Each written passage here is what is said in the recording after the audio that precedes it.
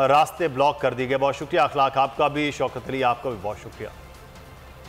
अहम खबर आपको देंगे, डीसी किमाड़ी के दफ्तर के बाहर हंगामा आराई और हमले का मुकदमा है। अदालत ने अरसलान ताज को 2 रोजा जिस्मानी रिमांड पर पुलिस के हवाले कर दिया। पीटीआई एमपी अरसलान ताज को इंसदाद दहशतगर्दी की अदालत में पेश किया गया। एमपी अरसलान ताज को साइट थाना में दर्ज मुकदमे में गिरफ्तार किया गया है। अब्दुल हसीब हमारे नुमाइंदे इस वक्त हमारे साथ हैं। जी अब्दुल हसीब, आगाह कीजिएगा। जी बिल्कुल, 18 जनवरी का ये मुकदमा है। साइट थाने में डिप्टी कमिश्नर किवाड़ी के दफ्तर के बाहर एहतजाज के बाद ये मुकदमा दर्ज किया गया था, जिसमें पीटीआई के रुकने सूबाई असेंबली अरसलान ताज को आज गिरफ्तार करके गिरफ्तारी के बाद अदालत में पेश किया गया।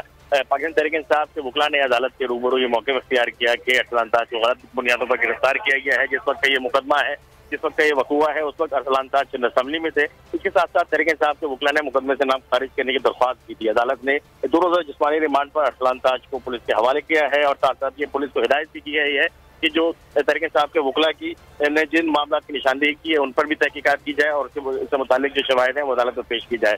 जिस वक्त अरसलान ताज को अदालत में पेश किया गया, बख्ताबंद गाड़ी में इंतहाई सख्त सिक्योरिटी में उनको पेश किया गया। उनके हाथों में हथकड़ियां लगी हुई थी, जहाँ पर दहशतगर्दी अदालत में उनके इस्तकबाल के लिए पाकिस्तान तहरीक इंसाफ कराची के जो सदर हैं आफ्ताब सिद्दीकी और दीगर रहनुमा वो भी अदालत पहुंचे हुए थे। तो 2 रोज का रिमांड दिया गया है और साथ साथ पेशरफ रिपोर्ट भी अदालत जाने से तलब की गई है। जी ठीक है, बहुत शुक्रिया अब्दुल हसीब हमें तफसीलात से आगाह करने के लिए।